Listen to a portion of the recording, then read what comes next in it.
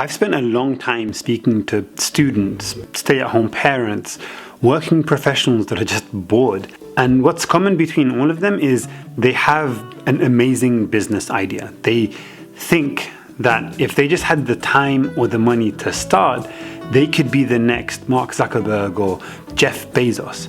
But they don't do it, they don't start. Something is preventing them from being able to get up and running. And so I spent a bit of time thinking about why that's the case, but also what I can do to help. And in my mind, there are two super important lessons. I didn't want to make this a hour-long video on Business 101. You can go watch somebody else's YouTube videos for that. From my experience building companies, these are the two most important things to think about. If this is your first time here, make sure to subscribe. All right, let's get going. Lesson number 1. What is an idea worth? And the answer is close to zero. Just bear with me for a moment. When I was, when was this? Year 11, year 12 or something like that. I was 15 or 16 years old.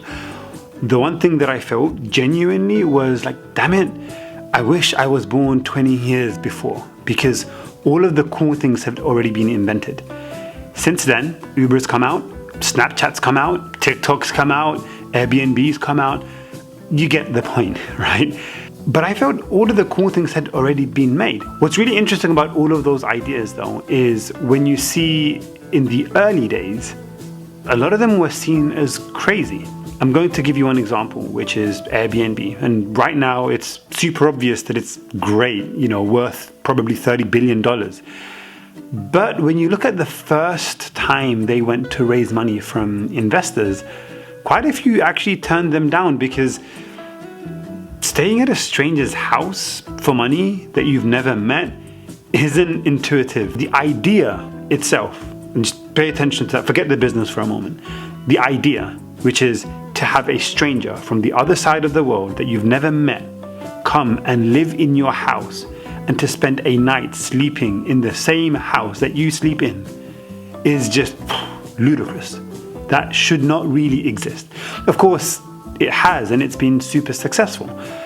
But it hasn't been successful just because of the idea.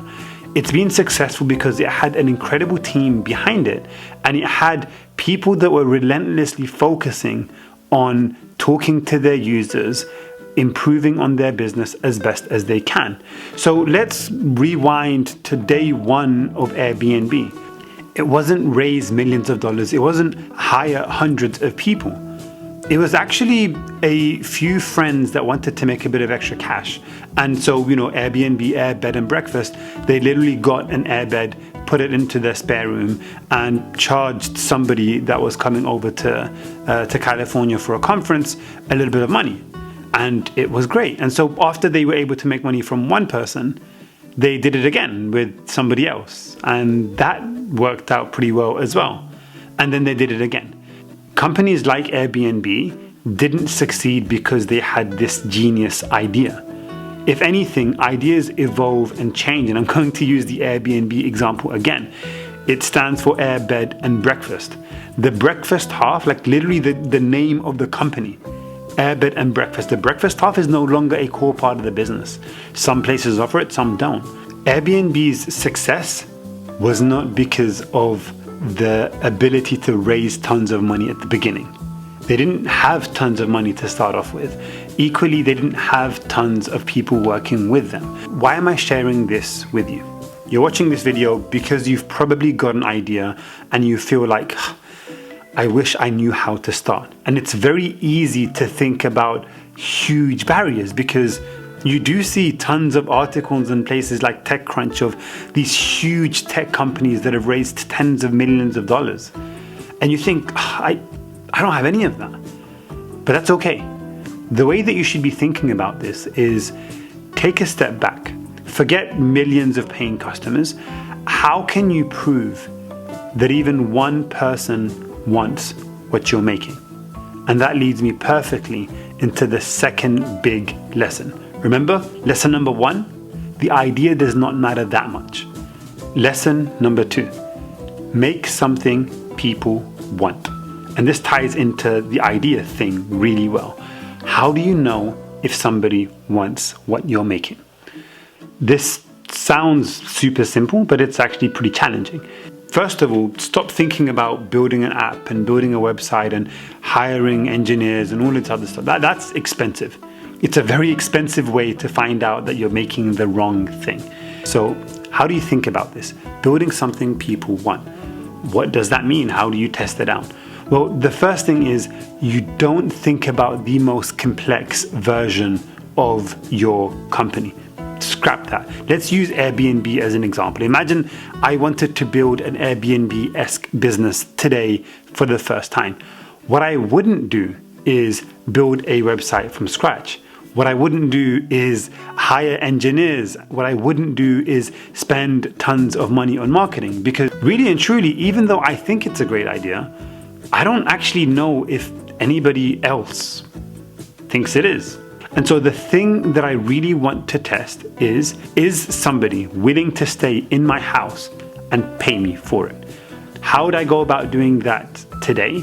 Well, number one, places like Gumtree, Craigslist, Facebook Marketplace, these are free channels for distribution. You can show your stuff there.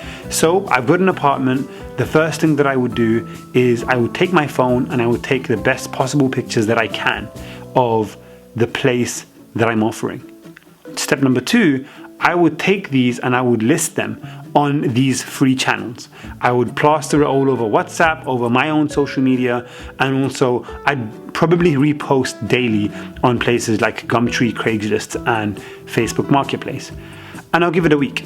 In that week, if I can't find a single person that was willing to stay, there's a problem.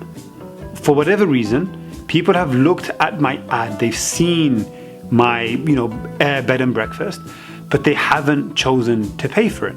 And so what I'd do there is I'd go back to my friends and find out why they weren't willing to stay. If that doesn't work, then the first problem is that people aren't willing to click onto your ad. Maybe the problem is the photo, so take some new pictures. I'll give you a real world example of when I went about proving whether people wanted what I was making. At university, I built my first business where I kind of created a class teaching economics. Except I didn't have a website at the beginning. I didn't have a payment system at the beginning. I had none of that. The first thing that I did was I had a WhatsApp broadcast. And I sent that broadcast to my sister, my cousins, and my family members, and also my former economics teacher. And I just said, hey, I'm teaching a class for economics. I'm looking to take between 7 to 10 students. Just send this out and let me see what happens. The very first class that I set up, I think I had 5 people sign up. By the way, no way to pay. So what would happen is the day of the class, they would come with cash and hand that over to me in an envelope. I didn't even think about receipts at the time. Probably pretty silly, but I didn't know about any of this. But it worked. And here's the key thing. 5 people signed up. 3 people came with cash and paid for this class. And it worked out pretty well. I still remember one of the first students that joined my class, shortly after the end of the class, when we left the room, he called his mom and said, like, hey mom, the class wasn't a fake, it was real. That's how scrappy everything was when I built it. But here's the key thing. What I learned was, number one, people were willing to pay for a class in economics. Number two, not everybody who signs up actually turns up and pays. And so that became the first problem that I needed to solve. Taking cash payments on the day makes it very easy for people to drop out. And so I made an Eventbrite link instead for the second class. And with that link, I was able to get payment almost entirely upfront. And so class number 2 actually worked out pretty well. Rather than 3 people paying, I was close to maybe 7 or 8 paying customers. Great. But here's the problem. Each person was signing up one at a time, which was strange because word of mouth was how this business was growing. And so came my second problem. How do I get friends to come with their friends? And so what I did was I introduced group discounts. Instead of one person paying one fixed price, if 2 people paid together, they both get a discount. The third class had something like 15 or 16 students, and most of those signed up in groups of 2 or 3. This story goes on and on and on. And maybe one day I'll make an entire video going through the step-by-step process of how I built this thing at university. But that isn't the point of this video. The point of this video goes back to this key lesson, which is making something people want. The way to do that is not to think about how much money you need to spend. You can usually solve problems very quickly, very easily, very cheaply with very little. So summary for everybody, right? This is key because this is almost always some of the biggest barriers that exist which stops people starting businesses. Number one, you think you have a great idea. I'm sure you do. But the idea itself is not worth everything. Remember, Facebook was not the first social media platform. YouTube was not the first video platform. Ideas in and of itself don't win. Execution does. And so that leads on to point number 2. The second most important lesson is making something people want. How do you know if somebody wants something? Bring it down to the bare bones, to the basics. How can you put this thing, this idea in your mind into the most simplest form? And how can you test that out in a week or less? For those of you that are watching this video, I will set you this target. Your business idea, think about how you can test that out in the next 7 days or less. Happy to give you advice and tips on how I'd go about doing that. Just let me know in the comments. And again, if this is your first time here, I'd love it if you subscribed and you're with the rest of us on this journey. Peace out.